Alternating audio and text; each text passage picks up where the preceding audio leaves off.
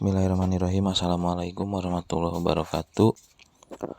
Perkenalkan, nama saya Yuda Pratama Putra, CGP Angkatan 9, Kota Bandung. Saat ini saya akan membahas terkait koneksi antar materi dari modul 2.3.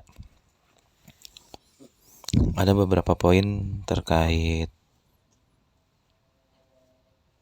koneksi antar materi. Yang pertama itu adalah pemikiran reflektif terkait pengalaman belajar. Kemudian yang kedua adalah analisis untuk implementasi dalam konteks CGP. Pengalaman atau materi pembelajaran yang baru saja diperoleh. Pada modul 2.3 ini saya mempelajari tentang supervisi akademik yang bertujuan untuk mengembangkan kompetensi pendidik. Pendekatan yang digunakan yaitu dengan melakukan teknik coaching yang memiliki prinsip kemitraan, proses kreatif, dan memaksimalkan potensi. Sedangkan kompetensi inti coaching yang harus dimiliki adalah kehadiran penuh, mendengarkan aktif, dan mengajukan pertanyaan yang berbobot. Percakapan coaching juga memiliki alur yang disebut dengan alur TIRTA. TIRTA merupakan akronim dari tujuan, identifikasi, rencana aksi, dan tanggung jawab.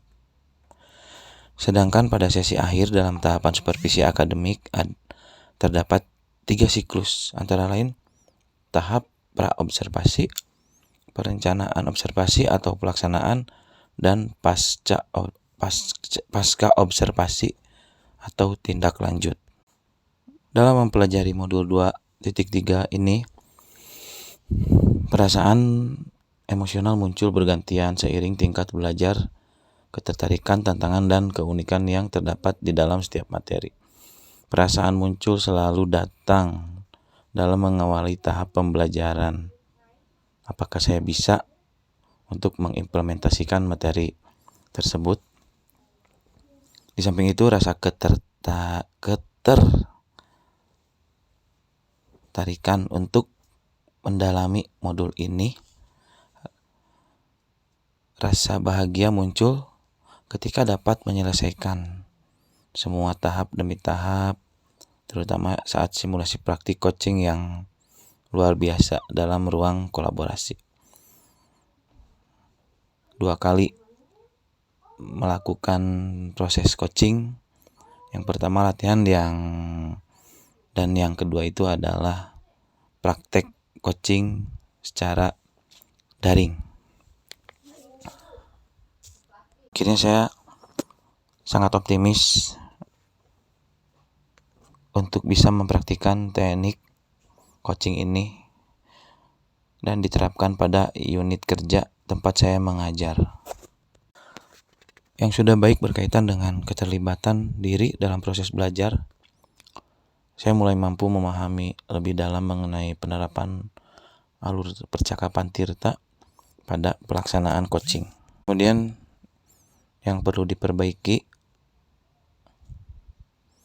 dalam diri saya adalah dalam hal mengidentifikasi hal yang disampaikan coach, serta bagaimana saya bisa memberikan pertanyaan berbobot pada coach saat melaksanakan coaching. Setelah mempelajari tentang coaching dalam supervisi akademik, kompetensi saya mulai berkembang yang ditandai dengan mulai paham, dan saya bisa mempraktikkan proses coaching ini menggunakan alur percakapan TIRTA. Hal yang menjadi catatan untuk saya adalah ketika proses coaching, saya harus bisa atau mampu mengendalikan diri dari keinginan untuk mentoring atau berbagi pengalaman, dan mengendalikan diri dari asumsi dan rasa emosi, sehingga kematangan berpikir dan bertindak akan sesuai dengan prinsip coaching, yaitu kemitraan, proses kreatif, dan memaksimalkan potensi. Kemudian analisis untuk implementasi dalam konteks CGP. Yang pertama itu memunculkan pertanyaan kritis yang berhubungan dengan konsep materi dan menggalinya lebih jauh. Pertanyaan yang muncul dalam benak saya adalah bagaimana agar prinsip coaching dapat diterapkan dalam kegiatan supervisi di sekolah oleh kepala sekolah. Pada dasarnya coaching dalam supervisi akademik dapat diterapkan apabila memahami prinsip coaching itu sendiri. Dan pada umumnya yang sekarang terjadi pada kegiatan supervisi hanyalah pemeriksaan administrasi dan kehadiran saja, yang outputnya hanya sebatas penilaian kinerja guru. Namun, apa yang saya rasakan di unit kerja saya ketika saya disupervisi oleh kepala sekolah, itu ada fase di mana kepala sekolah melakukan refleksi dengan memberikan lembaran yang harus pendidik isi terkait kegiatan atau pasca dari supervisi itu sendiri. Berikutnya mengolah materi yang dipelajari dengan pemikiran pribadi sehingga tergali wawasan baru. Terwujudnya pemimpin pembelajaran yang berpihak pada murid tidak terlepas dari kegiatan supervisi akademik. Pembelajaran yang berpihak pada murid sudah menjadi kesepakatan dalam pelaksanaan kegiatan belajar saat ini di lingkungan sekolah. Analisis tantangan yang sesuai dengan konteks asar CGP. Perubahan paradigma coaching dalam kegiatan supervisi akademik menurut saya menjadi tantangan terberat. Saat ini supervisi akademik hanya dijadikan sebagai penilaian rutin untuk pendidik oleh kepala sekolah. Dalam perjalanannya, pembelajaran di modul 2.3 ini tentu akan ada tantangan yang muncul dan kita sebagai pendidik harus memiliki solusi terhadap tantangan yang diidentifikasi. Alternatif yang saya tawarkan dalam menjawab tantangan antara lain melakukan sosialisasi kepada seluruh stakeholder yang ada di sekolah agar memiliki kesepahaman mengenai esensi dari kegiatan supervisi akademik.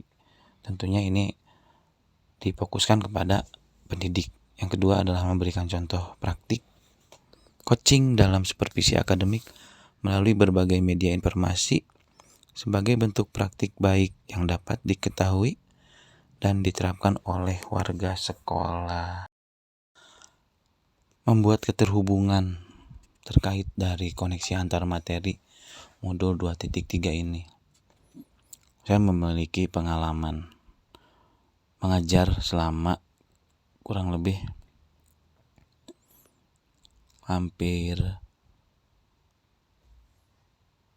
15 tahun di sekolah yang berbeda. Yang pertama, yang paling lama adalah di sekolah swasta selama 12 tahun.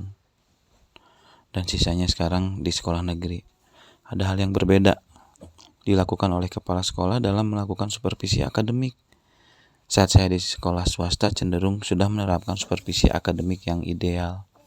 Supervisi dilakukan dalam rentang waktu yang ditentukan tanpa mengetahui kapan kepala sekolah datang ke kelas saya atau ketika saya mengajar, dan setelahnya saya diajak diskusi mengenai kendala dan capaian yang saya temui untuk didiskusikan bersama.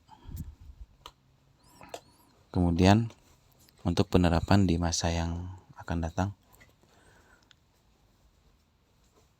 tentu sebagai pendidik kita tidak akan pernah lepas dari kegiatan supervisi akademik, dan ini harus dijadikan sebagai upaya dalam peningkatan kompetensi guru dengan menggunakan prinsip coaching, yaitu kemitraan, proses kreatif, dan memaksimalkan potensi.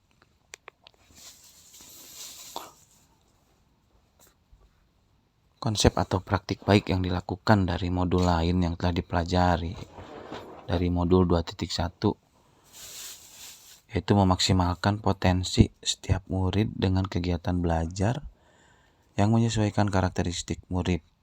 Dalam praktek coaching pun harus dapat memaksimalkan potensi coach agar coach dapat menemukan solusi atas permasalahan yang dihadapi. Kemudian dari modul 2.2, penerapan teknik stop dan mindfulness dilakukan untuk dapat membuat suasana menjadi fokus kembali. Saat melakukan coaching, seorang coach harus menerapkan teknik tersebut sebagai upaya kehadiran penuh saat proses coaching.